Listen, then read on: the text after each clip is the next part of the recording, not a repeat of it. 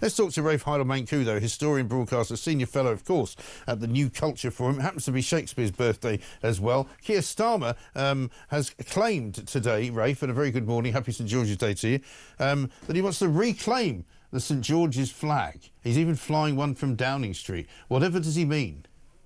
Yeah, good. Well, happy St George's Day to you too. Yeah, this is completely faux patriotism from Starmer and Labour. Nobody falls for any of this nonsense. We know that the left absolutely hate nationalism. They hate the nation state. They're internationalists. Many of Starmer's, MPs don't even believe in borders. I mean, what we really know is, of course, Labour were hammered in previous elections because they were deemed to be unpatriotic. So we get these sort of cringeworthy statements that you're referring to, the silly event he had 10 Downing Street where he's cosplaying as some sort of patriot. But, of course, they're running scared of Nigel Farage and Reform, where, of course, many of the old school Labour voters, traditional anti-woke patriotic voters have gone. But, yeah, you're right here. Look, let's be clear. The English flag does not need to be reclaimed from anybody. Right. Starmer has created a complete straw man here. What he's actually saying, or what he's implying, I should say, is that the English flag is mostly associated with the far right and with racists. And that's absolutely insulting. Yeah.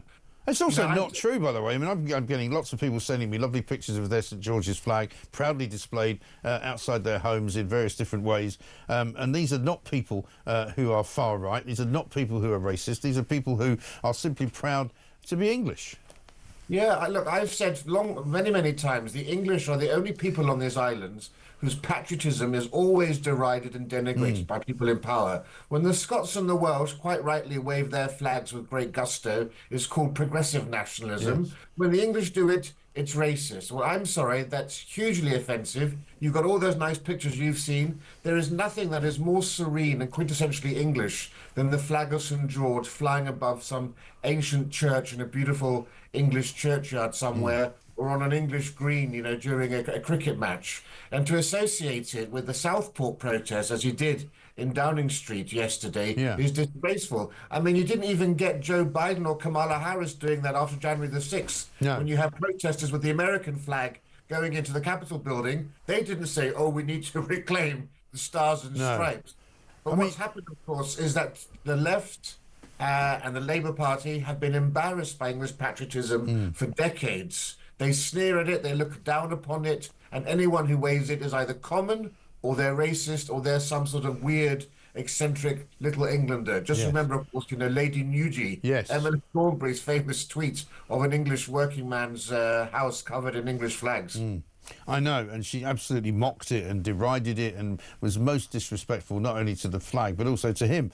But also, doesn't this tell you where the Labour Party are coming from? Because at this Downing Street event where he talked about reclaiming the flag, he hosted it for NHS staff, police workers and charity workers. And I mean, it's as though they live in this kind of altered state of reality where they think that these are the people that build Britain. The NHS didn't build Britain, despite what the opening ceremony at the Olympic Games might have told you. It's a failed system that doesn't work. Most people who use it are very dissatisfied with it. The trust in it has disappeared. And yet, Keir Starmer wants to still get out on the steps of Downing Street and clap people who work in it. The police basically have lost the confidence of most of the people of this country because of the woke nonsense that their superiors tell them to do, where they send 10 people around to knock on your door because you've been either flying the St George's flag or you've been complaining about trans women. And as for charity workers, well, I'm sorry, they don't give the British economy any sort of plus marks whatsoever.